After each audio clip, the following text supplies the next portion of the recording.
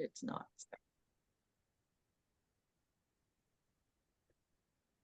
Good evening, everyone. Welcome to the Northborough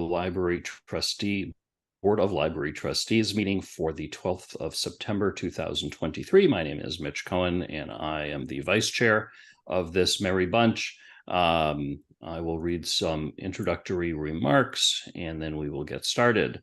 This open meeting of the Northborough Board of Library Trustees is being conducted remotely, consistent with Chapter 2 of the Acts of 2023 relative to extending certain COVID-19 measures adopted during the state of emergency. All members of the Northborough Board of Library Trustees are allowed and encouraged to participate remotely. The Act allows the Northborough Board of Library Trustees to meet entirely remotely so long as reasonable public access is afforded so that the public can follow along with the deliberations of the meeting. The public is encouraged to follow along using the posted agenda unless the chair notes otherwise. Members of the public who wish to view the live stream of the meeting may do so by going to Northborough Remote Meetings on YouTube via the link on the agenda. Ensuring public access does not ensure public participation unless such participation is required by law. This meeting will not feature public comment. Again, my name is Mitch Cohen. I am the vice chair. Michelle Rehill, our excellent chair, could not be here tonight, so she asked me to fill in her stead. So I will ask the members who are present to identify or to confirm that they can hear and be heard in the order on my screen. Beth. Beth Thomas here. Jim. Jim Hogan here. Brittany. Brittany Burns here. And Jocelyn. Jocelyn McKelney here.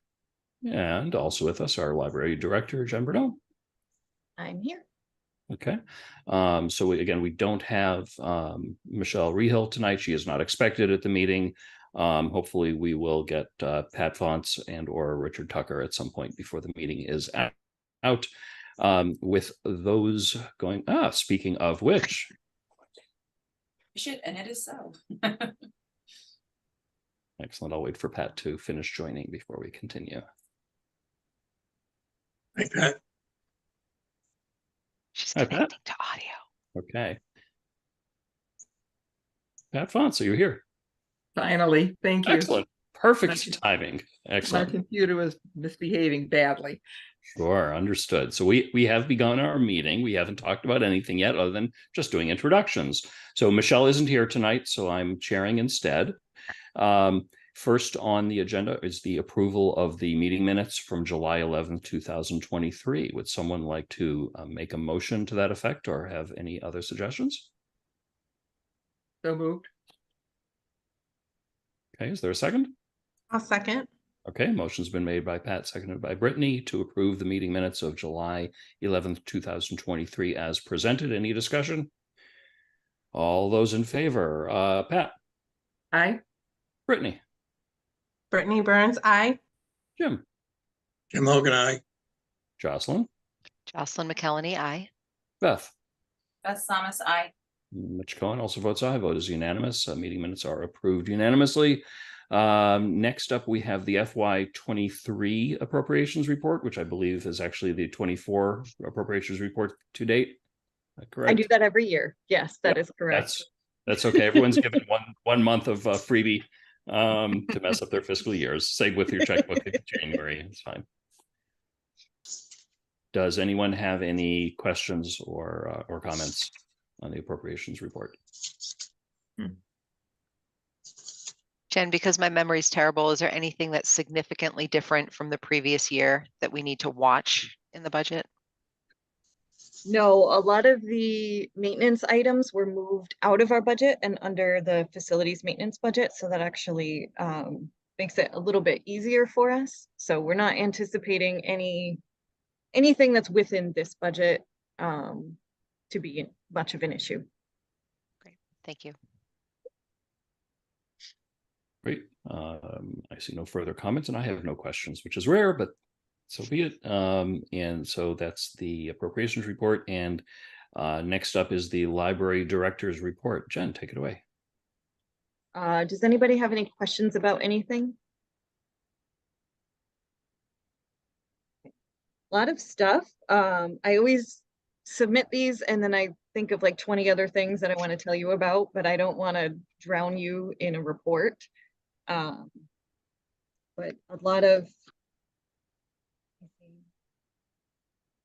I do have one minor update about the LED replacement project. We did hear from the guy that is responsible for scheduling the work today. And that work is apparently scheduled for October. Very So good. that is exciting. We are still not entirely certain how that will impact services, if it's just going to be like a minor, like, you know, there's a ladder here and there, or if it's going to be a more substantial interruption of services, but I'm not hearing anything major, so I don't think we will have to like close the building or cancel programs or anything. So, and that does include the outdoor lighting, which is very timely because it is going to start getting dark soon, and we are down the ones that were not fixable before, and then the one that fell over. So that it's nice to hear that that'll be kind of getting fixed relatively soon, going into the dark season. You know approximately how many days the work is scheduled to take place? Not yet. I'm anticipating knowing more in the next couple of days. I think we were supposed to schedule a kickoff meeting just to kind of go over what the timeline is exactly and what the interruptions to service would be, if any. Good. Are Everyone the- like the new children's desk? I love it. We love, Good. our patrons love it, which I think is the most important thing. It's very, very clear now when you walk in where to go for help in the children's room. So Excellent. Jocelyn, you've got your electronic hand up. Hit the right thing, not the laugh. Question. Well, first a call out. I noticed the nomination from Congressman McGovern for it's amazing, and I'm not surprised. It is a testament to the great work and the great staff that we have at the library. My question, and this may have nothing to do with anything, is should the library be awarded the medal, does it open any doors for additional grant opportunities, for any new training opportunities for the staff? Is there additional accreditation that becomes available, or is it truly an award for being just an incredible library? So yes and no. The winning of the award itself doesn't automatically give you grant money, although they're cagey. It does say that a monetary award could be given to the library, but it doesn't say how much, or it's not necessarily a given every year. I think it depends on what the congressional appropriation is for it. What it does is give you this big feather in your cap that makes you very attractive to prospective grant awards, because it is such a prestigious thing. Even being a finalist, even if you don't win one of the, I think they award 5, even if you don't win, ultimately being a finalist is a huge deal. And that gets a lot of publicity in itself. So I wanted to make sure, you know, we prioritized getting the application materials in. I was not caught off guard, but you just never, because we don't do things with the expectation of awards, and it's not one that I was looking at. It was kind of a surprise to me, which I thought a nice surprise. Excellent. So now we forget about it for 6 months, Mhm. and then in March they'll announce who the finalists are. And I did look back, and it hasn't been given to somebody in Massachusetts for quite some time, so Ooh, keep our fingers crossed. Mm. thank you for that update. Excellent. That's exciting. I want to thank you, Jen, for the work that you've done to help the new arrivals at the motel in town. You know, they're appreciating it. I don't know if you can track usage, if they're taking advantage of the English language learning app that you've got them connected to, or any of the other resources that are available to them. But it's Doesn't go, I was gonna, I'm sorry? I was just gonna echo what Mitch said. That was something that really stood out to me in the library report, was that work. and also the hosting of the legal clinic. I think, you know, the more that we're using the library as a center for our community, the better. And so I was really impressed and excited to see that. And also thinking about, you know, what might this mean for us in terms of thinking about the collection and expanding multilingual resources and things like that. So a huge commendation. That was a big undertaking, I'm sure, for the staff, but I think it's really important work. Thank you. And actually, that reminds me of something else that, for whatever reason, never makes it into the report. But we do have a high school student, Cam, who is a library page, and they have been working with our teen librarian and our adult services librarian to solicit donations for a world languages collection. And we've decided to allocate some of our collection development funds to that. So they're going through and kind of identifying which languages would work best in our community. And they'll be looking to add some of those books fairly soon. So that is something exciting. And we have been working with, there's a new American librarian at the Worcester Library who has been very, very, very helpful in setting up this legal clinic.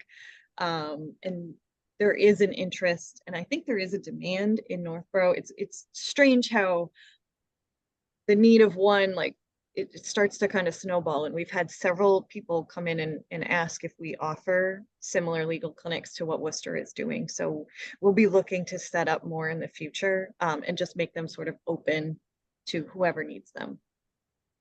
That's really great. I think this could be a good opportunity too to partner with the school districts as well. They would certainly have a good grasp on what language needs, Yep. right, we have in the community too, but really, really awesome work. Thank you. Yeah, my staff, I wish they could just be here to take all that credit because most of it is them.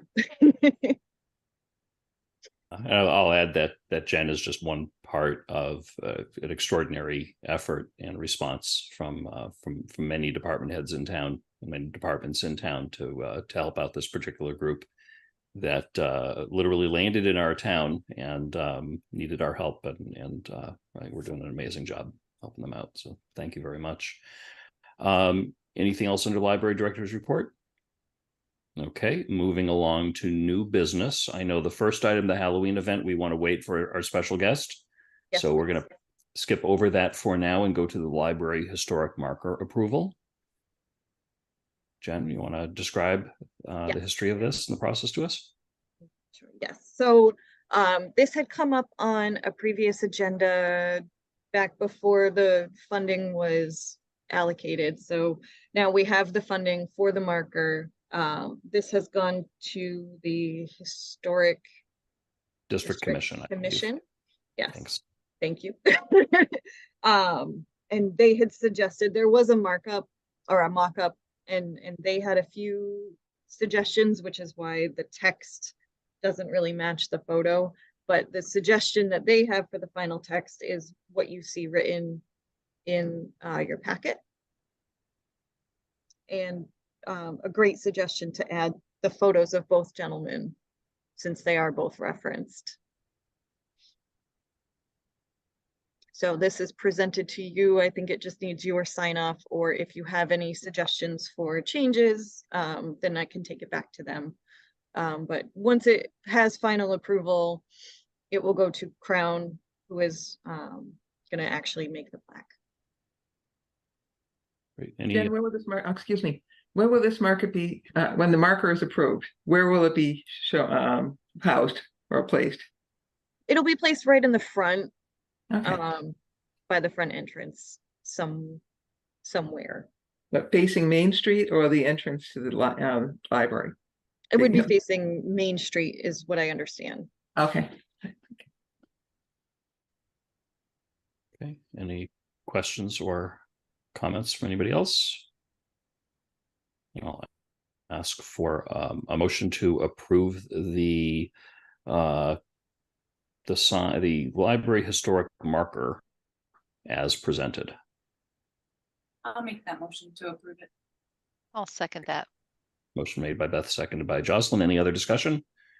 All those in favor, Beth, Aye. Oops. Margaret. Sorry, I don't go in alphabetical order. I do these randomly. So All right. for anyone that is very, very confused about why I'm doing it differently than usual, I have my own Okay. my routine. So Beth has voted yes. Brittany, Brittany Burns, aye. Pat, Aye. Jim, Jim abstains. and Jocelyn. Jocelyn McKelney, aye. I also vote aye. Vote is unanimous in favor with one abstention by Jim. So that has passed. Thank you very much. Moving right along, we've got some policy updates. Jen, you want to walk us through the four of those? Sure. It probably makes sense to take them one at a time. So I'll start with the easiest one, I think, which would be the snow removal or the snow closing procedure. The town actually has an inclement weather policy that would that we follow. So I wasn't even aware that this was really on the books. And it really just needs to be removed from our official policies because it's not something that we currently use. Jen, does it or will it say somewhere else in the policy handbook that the library follows the town's inclement weather policy?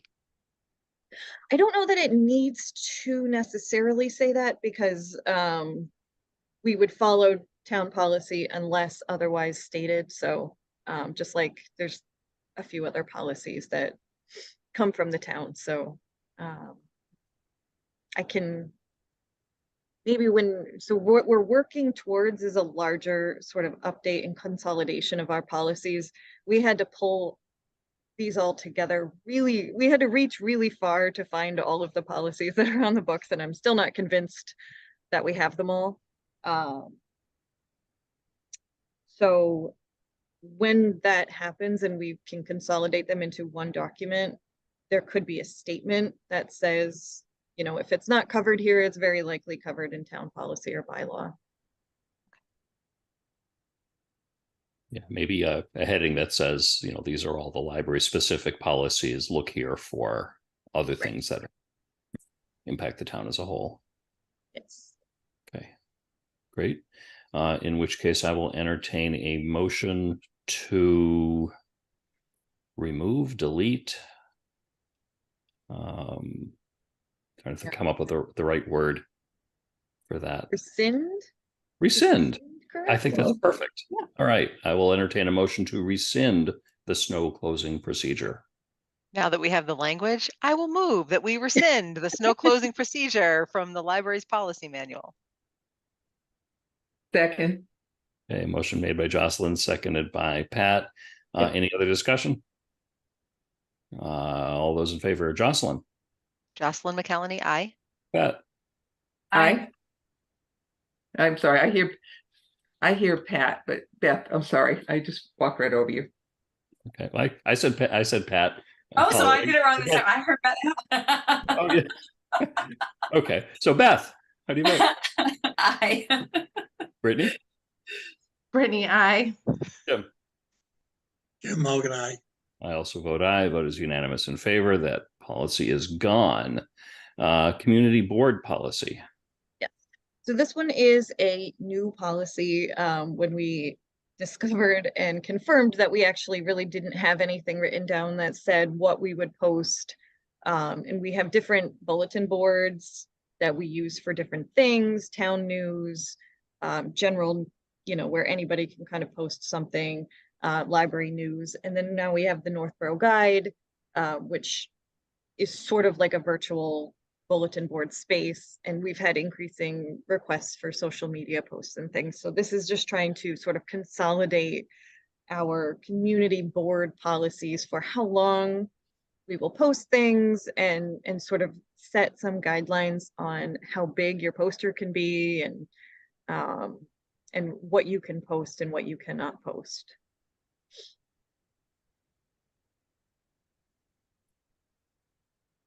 These policies are difficult to write and sometimes difficult to enforce because of the First Amendment and everything else. So these are always the best attempt possible.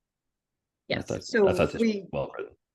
We've tried to write it in accordance with ALA guidelines and make it broad enough and always kind of give us the ability to even make exceptions to our policy if something is really kind of, you know, there's always going to be something that comes along that doesn't easily fit one way or the other, but we want the leeway to say, yeah, that's fine.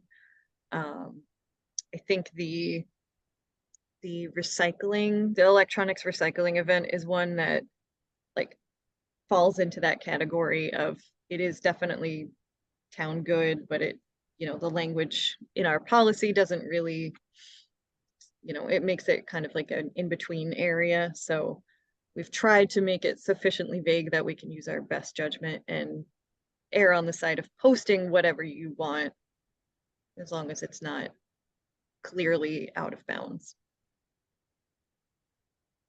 Makes sense. Any other comments or questions? Just curious, who makes the decision as to whether it's out of bounds? The final authority rests with me. So what would happen now is everything goes through one of our staff members, Eric.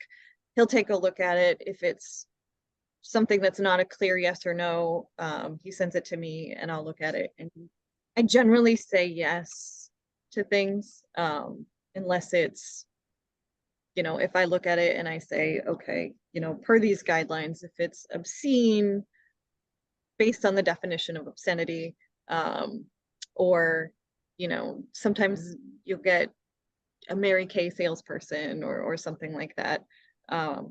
We have limited space for those things. So, but The reason I ultimately asked it goes is through me. I'm given the environment in which we are functioning today as a society, that's an area where I guess we need to make sure that we have your back, because God forbid, but you could end up with, you know, some really controversial decisions. So Yep. And that was sort of, you know, there were a lot of different reasons why we thought it would be good to have a policy. But there's been so many First Amendment audits lately that I've become very well versed in what's acceptable and what isn't. And I, like I said, I tend to err on the side of accepting it, but setting very clear guidelines that have generally been accepted by the ALA. To Jim's point, is it worth noting here or anywhere in the library policy manual that anyone who disagrees with your decision could escalate to the Board of Trustees? Is it appropriate for us to be there publicly as your backup? My understanding is that that was generally like any decision could be argued, you know, that you could make your case to the trustees if you disagree with the Okay. library decision at any point.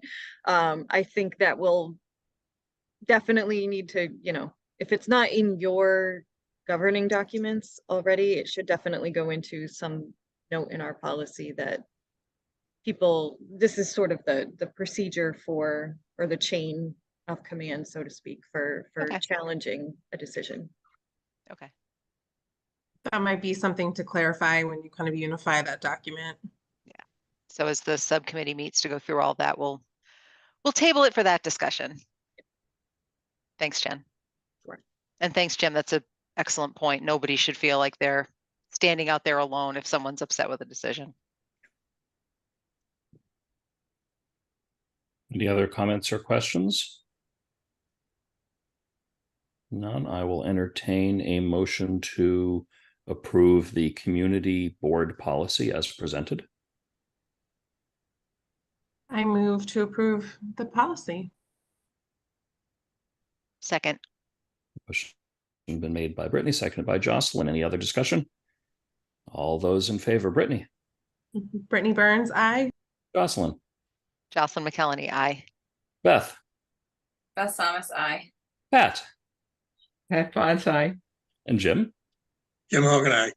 I also, Mitch Cohen, vote aye. Vote is unanimous in favor. Policy is approved. Thank you very much, Jen. Next up, exam proctoring policy. one of those policies I never would have really thought that a library needed, but apparently we do. Oh, yeah, it's a big We- one. Yeah, we actually get a lot of requests for exam proctoring, and exam proctoring can take on a lot of different forms. Sometimes they just, a student will just need a test emailed to somebody that can give it to them at a certain date and time.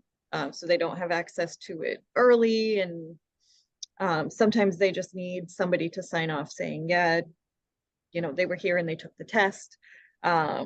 What we can't really do is sit in a room one-on-one with somebody and monitor their use of electronics or books or notes. So that being said, a lot of schools will tell people that your local library will proctor your test for you, and you need to have, like, people sometimes find that they need to list 3 to 5 proctors, and so we get a lot of requests for proctoring that we don't have the staffing, unfortunately, to do. So this is just sort of to define those guidelines. The only changes that we really made to this, and it was funny because we dusted it off when we started to get requests again, and noticed that the extension was wrong and the email address was wrong. So those are the changes to this, and then we added a line saying, if you need to also request a hotspot or laptop, you can do so at the same time as your proctoring request. So those are really the only changes. Any other comments or questions? In which case, I will entertain a motion to approve the exam proctoring policy as presented. Move to approve the exam proctoring policy as presented. Second. Okay, motion's been made by Beth, seconded by Jocelyn. Any other discussion? All those in favor, Beth, Beth Thomas, I. Jocelyn, Jocelyn McKelney, aye. Jim, Jim Hogan, aye. Pat, Pat Potts, aye. Brittany. Brittany Burns, aye. I also vote aye. The vote is unanimous in favor. Policy is approved. And last policy for the evening, the room of requirement use policy. Do we define what the room of requirement is? Because that's something a lot of people who don't know. Love the name. I didn't know that was a Harry Potter reference for like a whole year of working here. Somebody finally explained it to me. Yes. And apparently it does say what it is. Right. Yeah. And that is officially the name of that room. Huh. And this policy has been the room of requirement policy for longer than I've been working here. So when I referred to it as the children's activity room, nobody understood what that was. It is the room of requirement. So yes, that is the activity room in the back of the children's room. And when I started to compare our meeting room, conference room, the room of requirement, our study room policies, what I noticed was that the language says essentially the same thing, but in 5 different ways. So Katrina really wanted, the main reason for this policy update was to change the number of bookings from 3 to 6 at a time, because the primary reason for, or the primary use of this room, in addition to children's programming, is scout groups. And the Boy Scouts and Girl Scouts really, because of the way that they meet, it was really better for them to be able to have 6 on the calendar at a time. The room wasn't in such high demand that moving from 3 to 6 was going to create any kind of scarcity in the ability to book the room. But it is a lot easier for them to say, the next 3 months worth of meetings are definitely at the library. They're definitely in this room at this time. So to make it just a little bit better for better customer service for those groups, they wanted to change it from 3 to 6. And while I was in there, I was like, okay, I have to just change the wording so that it at least matches the conference room and meeting room. because there were a couple of statements for the meeting room policy that weren't in this one. For example, use of the room does not constitute or imply endorsement of, the policies, beliefs, or programs by library staff or the Board of Trustees. I think that's an important statement to have, especially with some of the things that have been in library news lately, with groups sort of wording things in such a way that it looks like it's actually a library program when really it's a private group that is having a public meeting at a library. So all of this language is now in line with that other policy so that it's a little bit more consistent. But the big change was we're going to let people have 6 on the book at one time. Great. Any comments or questions? Okay, with no comments or questions, I will entertain a motion to approve the room of requirement use policy as presented. I'll move that we accept the room of requirement policy as presented. I Second second. that. Okay, motion made by Jocelyn, seconded by almost everybody, but I'll give it to Pat. Who I heard, I think, a fraction of a second before Jim. And so any other discussion? All those in favor, Jocelyn? Jocelyn McKelney, aye. Pat? Pat Fonts, aye. Jim? Jim Hogan, aye. Brittany? Brittany Burns, aye. And Beth? Beth Thomas, aye.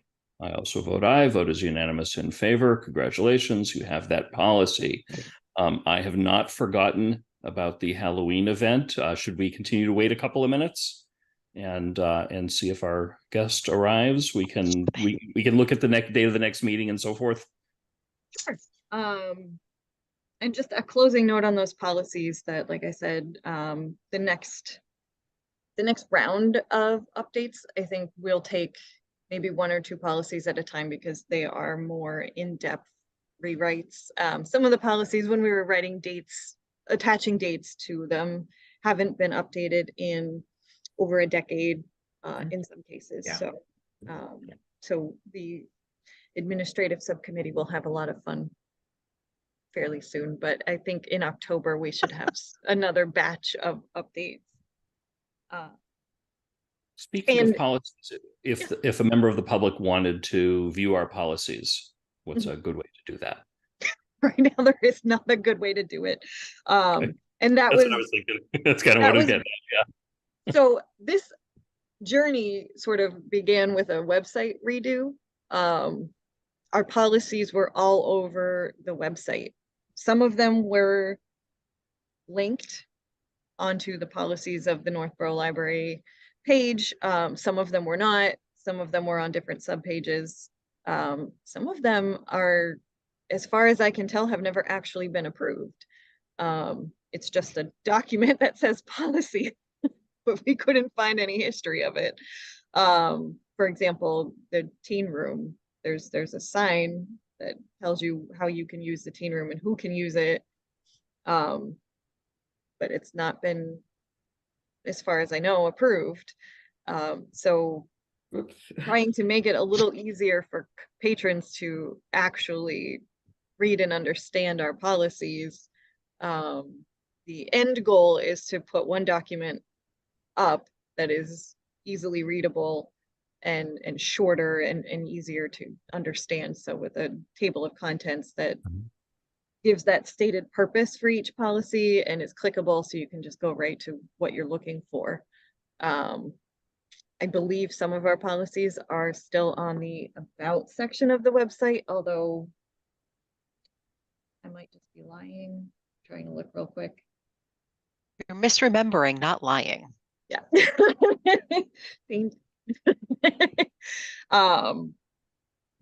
So hopefully at the end of this process, we will have something that is very easy for people to look at and understand, and things won't be all over the board like they are now.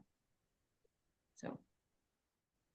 Yeah, I think it's important to get policies on on the website as the primary vehicle as soon as possible. And policies are living documents; they will always be modified. So I would ask that they be put together somewhere in the near future. Yeah, if they're not on the About Us part of the website, then they will be tomorrow when I add back in the trustees information that somehow disappeared.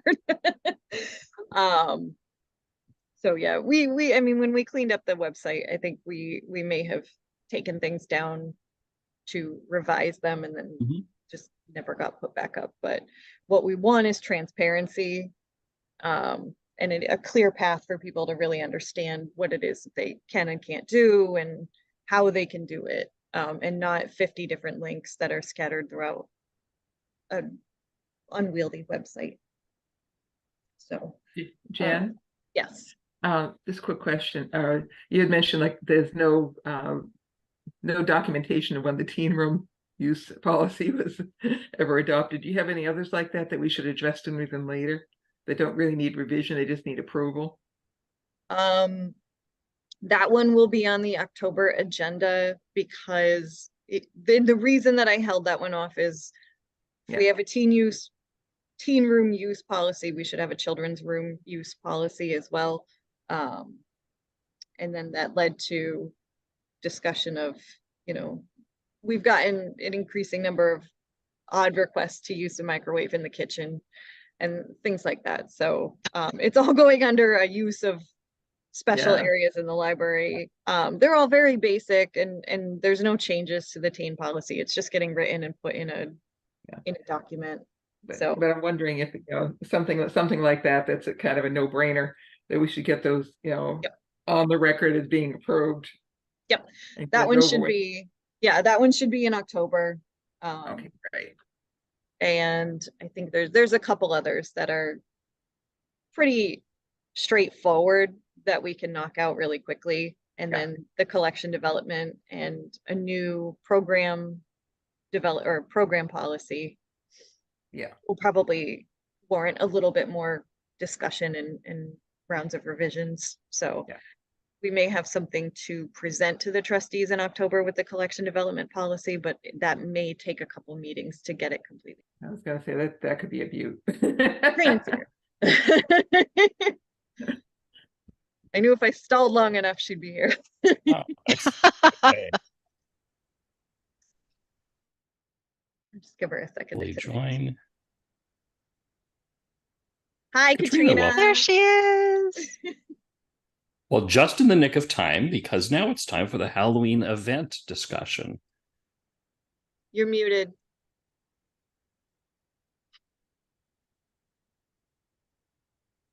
There we go. There you go. Right. Someone tell us about the Halloween event on October 28th. Yeah. So we're so excited about this. We've got a whole slew of teenagers ready to help us. They were meeting last night at the library. And the idea is that we're going to basically transform the library into a haunted house. It's really as big as we want to make it, or we can make it.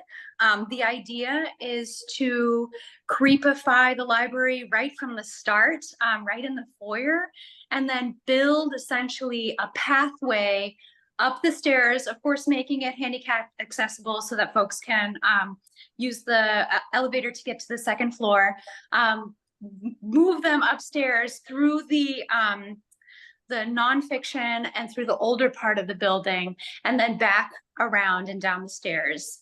The idea for younger kids is to have kind of a waiting room in the large meeting room with games and music and that kind of thing. But we really want to make this as creepy as we can. And the teens are so excited and they already have some really great ideas. I imagine that it's going to require a lot of time and a lot of giant black trash bags. We've already kind of looked at the space. We've been sort of plotting how we can use the trash bags overhead to, dangle stuff and make it darker. And how we can use stanchions and furniture to make it dark enough to be scary, but also safe, of course. And the kids have already like started getting the English Honors Society involved and the drama club involved, and started making a list of supplies, and really we just need the time to set up. So with such a large transformation, I think we're trying to get as much time as we humanly can, especially since this is our first year doing it and we're not quite sure what it's going to take to do what we're wanting to do. This is all an idea that was based off of a presentation that I saw last year at the Massachusetts Library Association conference in Hyannis, where there was a group from Medfield, the Medfield teen librarian. They call their haunted house Deadfield. And they've been doing this for several years now, and it's been wildly successful. Even during COVID, they ended up doing an outdoor drive-through one, and like hundreds and hundreds and hundreds of people come to this event every year. So I was just really inspired by their program and wanted to see if we could bring it to Northborough. And so far it seems like there's some excitement around it. So I don't know. So Just that's any questions? Just to Beth already has her hand up. I think, I don't know whether you're volunteering or. Oh, I was wondering what the target age audience for this is. Yeah, so teens and adults and maybe older children. This is out of the children's room target. Yeah, we're definitely thinking really creepy, but we don't want to eliminate kids from participating. We are planning our own small scale Halloween event for kids, less large than we usually do. Usually the children's room has kind of a really big program where we get anywhere between 300 and 400 kids and families that participate, but we just wanted to try to shift gears a little bit, see how successful this could be. But if for families with adults who would like to participate, we do have that small kiddo element in the meeting room that will hopefully, one parent can babysit and the other one can go in and then they can swap, you know. So. Any comments or questions from anybody else? Jen? a couple of things to add to what Katrina had said. When I presented this for funding to the Friends, they increased the amount of money that we had asked for because they were so excited about it. And in terms of audience, as Katrina mentioned, the summer programs, the kickoff was the big one. It drew over 400 people, and that was a shorter amount of time. So the potential for this one, our expected attendance or turnout for this is 400 to 600 people on the conservative side. So it has the potential to be very successful. I just have one thought for Katrina and the other people running it. You are going to run into issues where mom and dad want their 6-year-old to come along. So that's all part of advertising and being really clear about what kind of program this is. Yeah. And in addition, we always send reminder emails out to people. So we'll have another opportunity to tell them this is scary. Yeah. And if we run into problems, if somebody is very, very uncomfortable, we do have a guide who will be guiding each group through the library so that we can stop the tour, say, okay, why don't you exit this way? They'll be able to know which ways to get the family out if they need to. There's an emergency contingency that we'll build into it. Thank you. Good point. Jocelyn's Yeah, I thank you, Mitch. First, Pat, I agree. And people are going to do what they're going to do. I am always amazed at the families that bring very young children to very scary movies at the movie theater. So yeah, folks are going to do what they're going to do. From a logistics perspective, closing the library, what is the impact to staffing and shifting schedules? And then a final question on the event itself. Do you have a target like time that it will be open? Is this from dusk till very late? And again, is this run on a volunteer basis, or is this going to require staff to run the event? Great question. I'll let Jen answer the first part of that, but the timing we're planning for 6:30 to 9:30. I know that Rachel and I will be on board, but mostly it's going to be teen volunteers who are acting, who are running the show, who are escorting people through the actual event. And then Rachel and I will be there on Saturday to set up and help manage all of that. Volunteers welcome. And if we are closed on Saturday, we could certainly use the help of the staff who would have been scheduled otherwise to help us. So, but I'm sure Jen would have more thoughts on that. Yes, I think that because this is the first time that we're doing something like this, we would want more staff to be on hand working that day.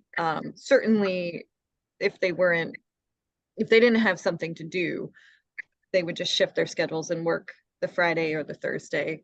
Usually we only have 4 or 5 on duty on Saturdays anyway. So I would not want to leave it to Katrina and Rachel all day. If it's a day that I can make it, I would really like to be there. As well as I think there's a few other staff members from other departments that are really interested in helping out and have some expertise. But certainly to have enough staff to make sure that everybody that's working in different parts of the library is doing it in a safe and responsible way so that we avoid injuries, while still letting the teens sort of take the lead on the project.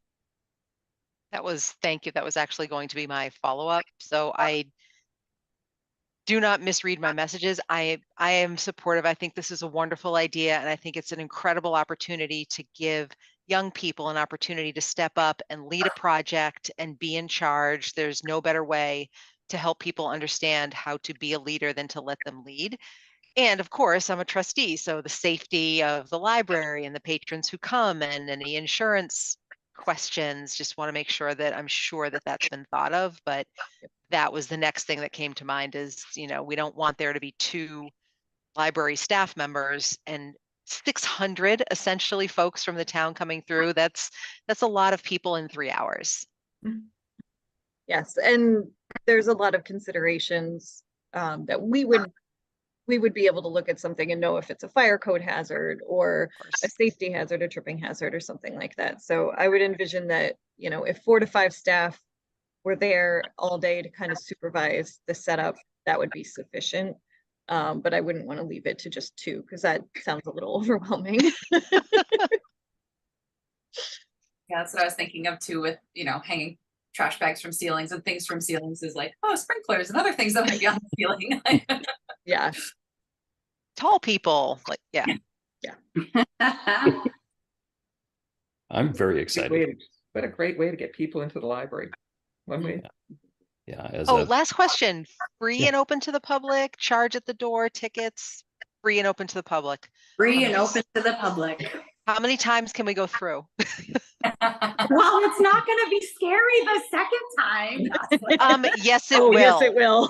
If I see Jocelyn going back through, I'm going to make it scary. Especially if you need the emergency exit the first time, you have to try again the second time. I'll be happy if I make it through the lobby. I do not do scary things. Oh, man.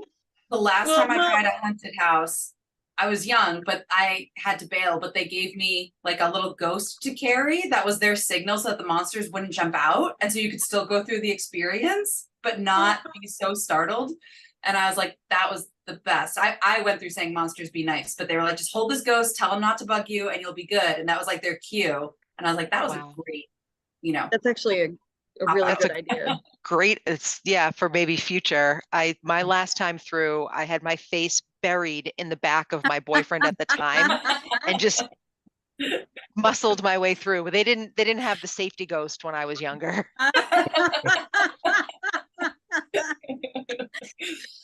The last time I went through a haunted house with a date, he shoved me towards the monster and ran. Sounds like that was a last date, or should have been. That is like red flag. Like, see ya. All right. Before I was going to say, before we lose track, is this Right, like, right, is right. there's Yeah. got to be a vote on this because we're closing the library and we have to be adults in charge at this point. So is it, sorry, is it the full day closure? Is it all of Saturday?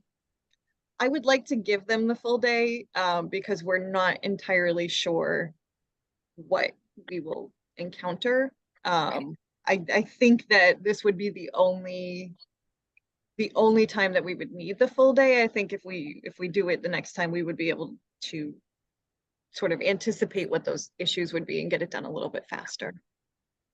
Is it feasible to have the doors open to the public for on-holds pickups or anything like that? That's probably my only concern. There's some people probably that primarily plan to visit the library on Saturday. Yep. We could keep the lobby open, or, we could be open till, noon or something. Like at a certain point, I would think we would need the lobby space. But we could do holds pickup things for a couple of hours before we really trash bag the area.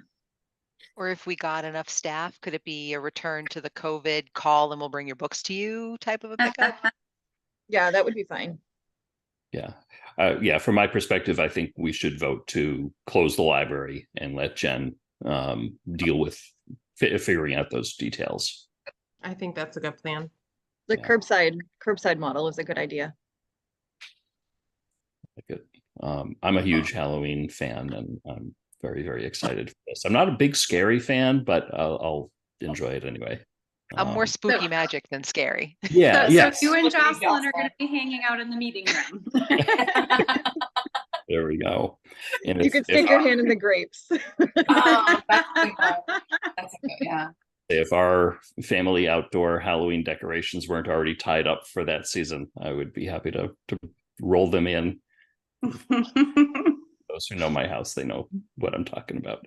All right, I guess if you're looking for Jocelyn. I'll go ahead and make the motion that we vote to close the library for the entire day of October 28th for the team to set up this amazing event for the community.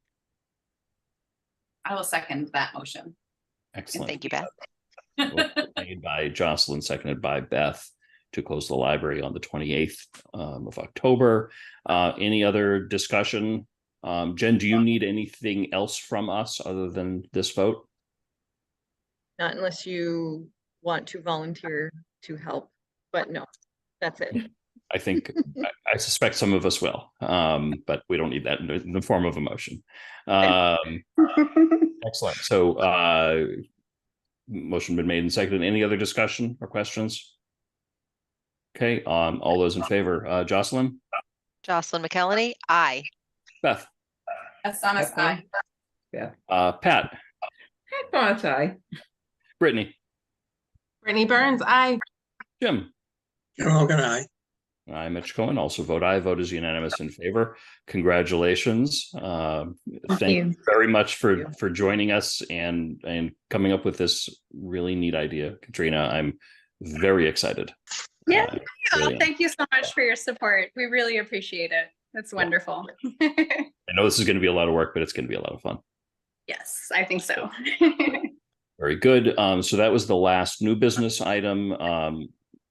Date of next meeting is currently scheduled for October 10th in person at the library. I've heard a rumor that might be an open house evening at the high school. That might impact somebody or one or more people, but we'll figure that out. It is parent-teacher conference night. Parent-teacher conference, not open house. Sorry. Given that we have just barely a quorum with us tonight, I'm going to sort of say that that's currently the scheduled meeting date, and I'll allow Michelle to poll members and make sure that we'll have a quorum or more for that evening, sometime over the next week or two. So Jen, you can work with Michelle as per usual on that. Does anyone have any other business for us this evening? Congratulations on another great book sale by the Friends. That's awesome. Yeah. Hearing no other business, I will entertain a motion to adjourn. Pat Oh, Thomas, I move to adjourn. Okay. Second. Okay. Jim, that was me. Okay. Motion made by Pat, seconded by Jocelyn to adjourn. All those in favor, Pat. Pat Fonce, aye. Jocelyn. Jocelyn McKellany, aye. Jim. Jim Hogan, aye. Beth. That's Thomas, I. And Brittany. Brittany Burns, aye. I also vote aye. Vote is unanimous in favor. We are adjourned at 8:01 p.m. Thank you very much, everybody. Have a wonderful night.